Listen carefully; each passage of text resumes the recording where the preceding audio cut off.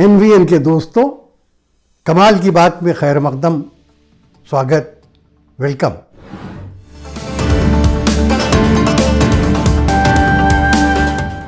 दोस्तों, Arthur road jail का दरवाज़ा खुला और आर्यन खान बाहर आ गए। ये तो अब कोई न्यूज़ रही नहीं, तो एनसीबी यही कर सकता था, उसने किया। लेकिन वो तो हाई कोर्ट में जब सुनवाई हो रही थी तभी ये मालूम हो गया था कि अरेस्ट जो है वो इलीगल है। उसके लिए जो प्रोसेस होता है वो फॉलो नहीं किया गया था, कोई नोटिस नहीं दिया गया था, कुछ आर्यन खान के पास से बरामद नहीं हुआ था, वो नशे में नहीं थे, ब्लड टेस्ट की रिपोर्ट भी आ गई थी, तो वो तो तय था कि वो आएंगे। वो जितनी अपनी ज़िद और अपनी ईगो दिखा सकते थे समीर वानखेड़े, वो उन्होंने दिखा दी। लेकिन कमाल की बात यह है कि दरवाज़ा आर्थर रोड का जेल का खुल तो गया मगर अभी बंद नहीं हुआ, अभी खुला हुआ है, शायद किसी का इंतज़ार कर रहा है। और वो होता है कि जेल का दरवाज़ा जब खुलता है और अजीब मामला है तो लोग एक ही बात पूछते हैं कि क्या कोई कैदी और आ पहुंचा या कोई कैदी छूट गया। तो जेल का दरवाज़ा उसी वक्त खुलता था, तो खुल तो गया मगर अभी तक खुला हुआ है। किसका इंतज़ार कर रहा है ये भी थोड़े दिनों के बाद मालूम हो जाएगा। दोस्तों, समीर वानखेड़े का असली नाम समीर दयानंद वानखेड़े है या समीर दाऊद वानखेड़े है। सच पूछिए तो हमें इससे ज़रा भी दिलचस्पी नहीं। क्यों?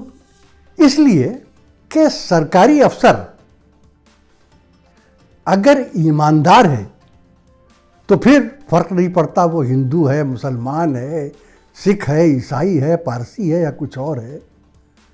उसे तो बस सलाम करना चाहिए कि भाई तू सरकारी नौकरी और सरकारी अफसरी करते हुए भी ईमानदार है, बड़ी बात है, हम तुझे सलाम करते हैं। और अगर कोई सरकारी अफसर बेईमान है तो भी फर्क नहीं पड़ता कि वो हिंदू है या मुसलमान है या सिख है, ईसाई है, पारसी या कोई और है, उस पर 100 बार लानत। तो समीर वानखेड़े के नाम से भी हमें दिलचस्पी नहीं, मगर किसी को दिलचस्पी ज़रूर है। वो क्या थी कि ये समीर वानखेड़े ये इंडियन रेवेन्यू सर्विसेज IRS में काम कर रहे थे। किसी ओहदे पर होंगे, डायरेक्टरेट, सूखा साखा वो महकमा है, ज़्यादा बहुत एक्सपोजर भी नहीं है कि बार बार अखबारों में और मीडिया पे नाम आए। वहाँ से उनको नारकोटिक कंट्रोल ब्यूरो NCB के जैसे भड़कदार और रौबदार डिपार्टमेंट में वो भी जोनल चीफ बना के भेजने के लिए सिफारिश की थी उनके नाम की हमारे होम मिनिस्टर अमित शाह जी ने। अब दोस्तों, हमारा ख्याल ये है कि अगर अमित शाह जी को मालूम होता कि ये समीर दयानंद वानखेड़े नहीं, समीर दाऊद वानखेड़े हैं, तो वो कभी उनका नाम रिकमेंड नहीं करते। आपका क्या ख्याल है? तो इसलिए जब उन्हें मालूम हुआ कि भाई ये तो समीर दाऊद वानखेड़े निकला, तो वो बहुत ताव में है, बहुत गुस्से में है, बहुत जलबलाए हुए हैं। मगर अब तो खैर तीर कमान से निकल चुका है। समीर वानखेड़े करते क्या थे? तो वैसे तो आपने बहुत जगह, हम कोशिश ये करेंगे कि इस वीडियो में आपको वो बातें ज़्यादा बताएं जो और जगह डिस्कस नहीं हुई है या जिन पर और कहीं ज़्यादा बात नहीं हुई है। फिर भी वो करते क्या थे इस पर थोड़ा सा तो इसका रेफरेंस देना ज़रूरी होगा। ये बड़े शानदार अफसर थे साहब। ये जब NCB में आए अमित शाह के रिकमेंडेशन पर, तो इन्होंने क्या किया कि एक टोली बना ली, टीम बना ली। उस टीम के हेड तो जाहिर है वो खुद ही थे। उस टीम में दो एक सब इंस्पेक्टर, असिस्टेंट इंस्पेक्टर, दो एक कांस्टेबल्स, हेड कांस्टेबल, एक सरकारी गाड़ी का ड्राइवर, और इस तरह के 5, 6, 8 लोग उन्होंने बना लिए। और उसके बाद ये क्या करते थे कि अब क्या तो मुखबरी होती थी या इनकी अपनी होती थी कि ये फिर लोगों के घरों पे छापे डालते थे। और उसके बाद जहां अगर 2 ग्राम गांजा मिलता था तो ये 20 ग्राम कर देते थे, लेके जाते थे। जहां 6 ग्राम मिलता था वहां 60 ग्राम कर देते थे। और ये तो कब से चलता आ रहा है, आपने बहुत सारी फिल्में भी देखी होंगी कि इस तरीके से कैसे ला के गांजा रखा के लोगों को फंसा दिया जाता है।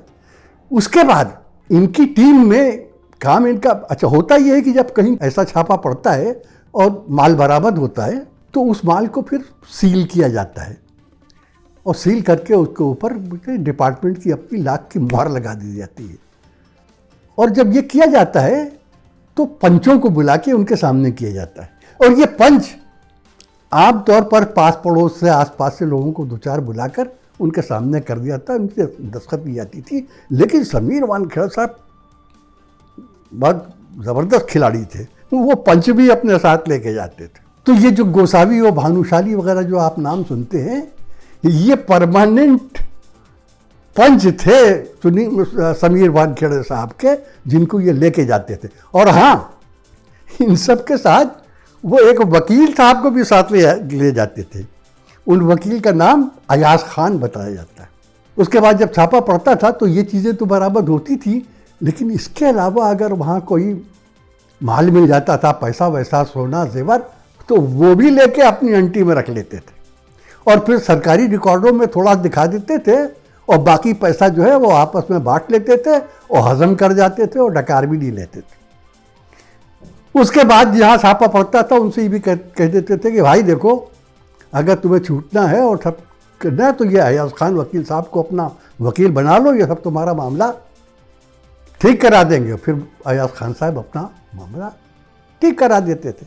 उसके अलावा हमारे समीर वानखेड़े साहब को पता नहीं फिल्मों से बड़ी दिलचस्पी थी।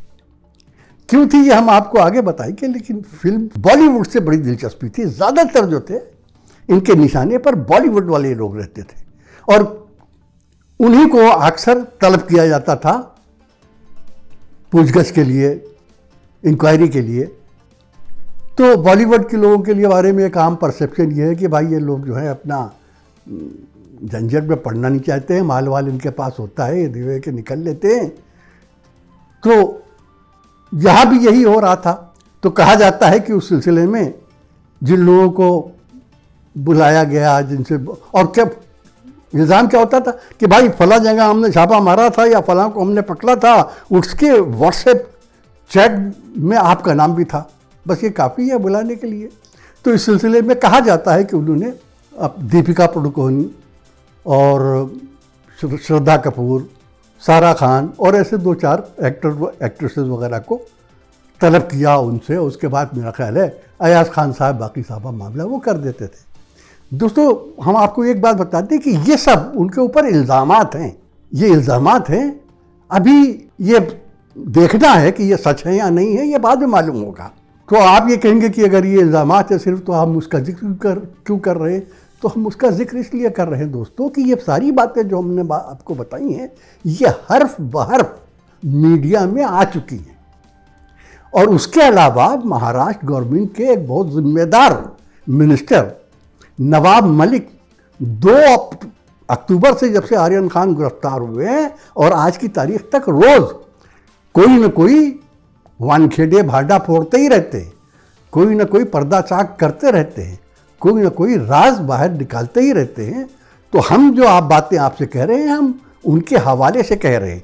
और हमें एक बात, नवाब मलिक साहब को हम बरसों से जानते हैं और हम ये जानते हैं कि वो हैं सियासतदान, वैसे तो जैसे सब होते हैं, लेकिन वो जब किसी मामले में हाथ डालते हैं तो बहुत देखभाल के, जांच परख के उसके बाद हाथ डालते हैं। और जो बोलते हैं और जो कहते हैं वो बहुत सोच समझ कर कहते हैं, फालतू में नहीं कहते हैं, उसकी जिम्मेदारी भी लेते हैं। ये हम कई बार देख चुके हैं और इस मामले में भी आपने देखा होगा कि उन्होंने जितनी बातें कही हैं वो तकरीबन सब सच साबित हुई।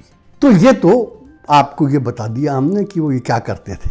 अब वो ये क्यों करते थे और बॉलीवुड के ऊपर उनकी नज़र इतनी क्यों थी, वो एक अलग मामला है। वो मामला शायद आपको दूसरों जगह न मालूम हो सके, हम आपको बताते। उस मामले में 2 पहलू थे। एक तो ये पहलू था कि हम जब से महाराष्ट्र में बीजेपी की गवर्नमेंट गई है, जब से महाराष्ट्र बीजेपी के हाथ से निकला है, उसकी सबसे ज़्यादा तकलीफ अगर किसी को हुई है वो तो अमित शाह को हुई, क्योंकि सारे मामले में सबसे ज़्यादा उन्हीं का नाम उछला था कि उन्होंने किसी से कुछ वादा किया था, बाद में वादा पूरा नहीं किया। उसके बाद अल्टीमेटली हुआ ये कि शिवसेना और बीजेपी का अलायंस टूट गया। तो महाराष्ट्र के हाथ से निकलने का गम अमित शाह को खाया जा रहा है और उनकी ये कोशिश है कि किसी भी तरीके से इस सरकार को इतना बदनाम किया जाए कि इस सरकार को हटना पड़े। उद्धव ठाकरे के खिलाफ उनके बेइंतहा गुस्सा है, तो हर रोज कोई ना कोई आप नया मामला सुनते रहेंगे। तो वानखेड़े साहब जो थे वो उन्हीं के इशारे पे काम भी कर रहे थे। अब यह है कि आपको मालूम है कि उनकी वानखेड़े साहब की रिक्वेस्ट पे सेंटर ने यानी होम डिपार्टमेंट ने, अमित शाह साहब की मिनिस्ट्री ने उनको जेड सिक्योरिटी भी दे दी। अब आप कहेंगे ऐसा क्यों किया है? ऐसा करने की एक वजह है। ऐसा न किया जाता दोस्तों तो जो ईडी में, सीबीआई में, इनकम टैक्स में जो और पुलिस में जो अफसरान सरकार के इशारों पे नाच रहे हैं और सरकार जिसके घर पे छापा मरवाना चाहती है मरवा देती है, जिसके घर पे जिसको पकड़ना हो पकड़वा देती है, तो ये सारे ऑफिसर जो हैं वो सब काम कर रहे हैं। अगर समीर वानखेड़े को ये प्रोटेक्शन नहीं दिया जाता तो उन तक ये मैसेज जाता कि भैया ये सरकार के साथ काम कर तो रहे हो, लेकिन जब पड़ेगा तुम पे विपदा आएगी तो सरकार तुम्हारे पास नहीं भटकेगी, तुम समझ लो। क्योंकि आपको याद है वो बम्बई के पुलिस कमिश्नर थे परमवीर सिंह, तो जब उनके ऊपर हाथ पड़ा तो वो भागे सीधे सुप्रीम कोर्ट, और सुप्रीम कोर्ट ने बड़ी अच्छी बात कही थी। सुप्रीम कोर्ट ने उनका कहा कि भाई लोगों, आप लोग वैसे तो किसी भी सरकार, किसी पार्टी की सरकार को हर काम बड़ी खुशी खुशी करते हैं और बहुत मुझों पे ताव देकर करते हैं, लेकिन जब कोई पार्टी हार जाती है और कहीं गवर्नमेंट बदल जाती है और दूसरी पार्टी की गवर्नमेंट जब आप पे हाथ डालती है तो आप बिलबिलाते गिड़गिड़ाते हुए हमारे यहाँ आते हैं, हमको बचाओ। तो उस वक्त नहीं सोचा था आपने कि आप पर भी ऐसा वक्त आ सकता था। तो इस वास्ते ये पैगाम दिया गया कि भाई हम अगर किसी को कर रहे हैं तो हम उसका ख्याल भी रखेंगे नहीं रखेंगे वो बात की बात। अब ये क्यों किया जा रहा था, खास तौर पर बॉलीवुड पर क्यों इतना ज़्यादा जोर दिया जा रहा था, तो उसकी एक वजह यह है कि ये उत्तर प्रदेश के चीफ मिनिस्टर हैं आदित्यनाथ, उनकी एक दिली तमन्ना थी। उनकी दिली तमन्ना ये है कि बॉलीवुड किसी तरह से बम्बई से उठ के और यूपी के नोएडा में पहुंच जाए।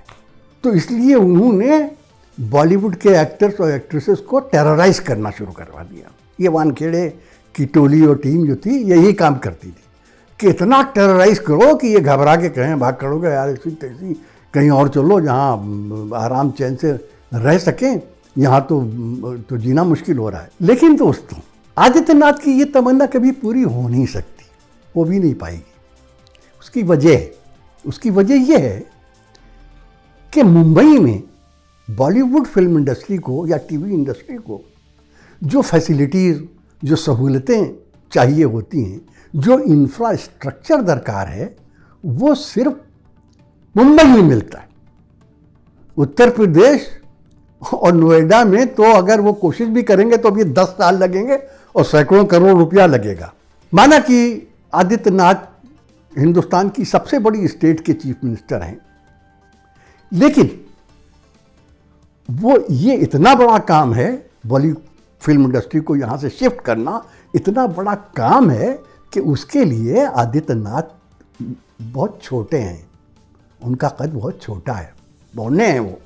ये बहुत बड़ा काम है। इस काम के लिए वो अपने जो दोस्तों की मदद लें जो बॉलीवुड में हैं, चलिए उनके भी नाम बता दें कि अगर वो जैसे अक्षय कुमार और कंगना रनावत और ऐसे 2-4 लोगों को भी मदद भी चाहे तो ये सब मिलकर भी इस बड़े काम के लिए बहुत छोटे हैं, ये लोग ये काम कर नहीं पाएंगे।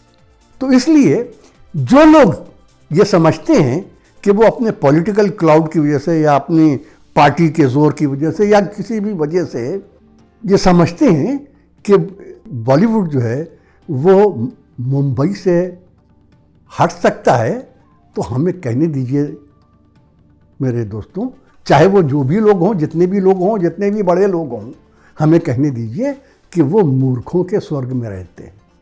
वो अहमकों की जन्नत में रहते हैं। Yes my friends, they stay in fools paradise. कभी नहीं हो पाएगा। अब आपको और बताऊं कि ये जो एनसीबी और समीर वानखेड़े का मामला है, उसने अब एक दूसरा रुख अख्तियार कर लिया है। बात अब सीधी सीधी महाराष्ट्र और सेंटर की टकराव की हो गई। क्यों हो गई? ये जो नवाब मलिक साहब हैं, ये हर रोज पता नहीं कहाँ से क्या ले आते हैं कि सारे मुल्क में हंगामा पड़ता है और यहाँ तक कि बीजेपी में भी भारतनाट्यम होने लगता है, वो भी नाचने लगते हैं। अब वो एक नई चीज़ लाए, 3 तस्वीरें उन्होंने निकाली। पहले एक तस्वीर निकाली और पूछा ये साहब कौन है, तो लोगों ने तस्वीर देखा और सोचा भाई कौन है ये साहब। फिर एक दूसरी फोटो निकाली और देखा कि वही साहब वो हमारे जो एक्स चीफ मिनिस्टर फडणवीस साहब की बीवी अमृता फडणवीस। ये बहुत अच्छी पढ़ी लिखी लेडी है और सुना है कि इनकी कल्चरल लाइफ से भी बहुत दिलचस्पी है और गाती वाती भी बहुत अच्छा है। तो इनकी एक वीडियो एल्बम निकाली शायद टी सीरीज ने। तो उसके जो फाइनेंशियल हेड थे उस पूरे प्रोजेक्ट के, वो फाइनेंशियल हेड थे जयदीप राणा साहब। तो उनके साथ अमृता फडणवीस की फोटो।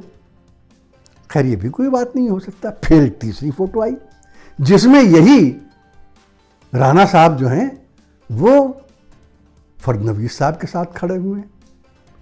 तो इससे ये लगता है कि ये राणा साहब जो हैं ये फडणवीस फैमिली से बहुत करीब हैं।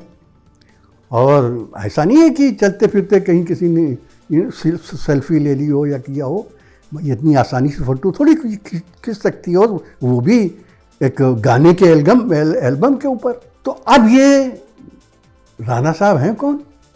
ये राणा साहब ड्रग पेडलिंग के सिलसिले में, ड्रग्स के सिलसिले में जेल में बंद हैं। तो इसका मतलब ये है कि ये ड्रग पेडलिंग का मामला पिछली बीजेपी गवर्नमेंट के साथ कुछ न कुछ इसके टाँके कहीं जुड़े हुए हैं। और फडणवीस साहब ये जानते थे अगर कि ये पेडलर है तो उन्होंने उसको इतना करीब क्यों आने दिया। ये दाल काली ही है कुछ। तो ये जो मामला पहले छोटा सा था, अब ये मामला बड़ा होता जा रहा है और मैं समझता हूँ कि दिवाली के बाद इसमें पटाखों पे यूँ पे तो बैन लगा हुआ है, लेकिन इस केस में कई और पटाखे छूटने वाले हैं। तो दिवाली गुजरने का इंतज़ार कीजिए।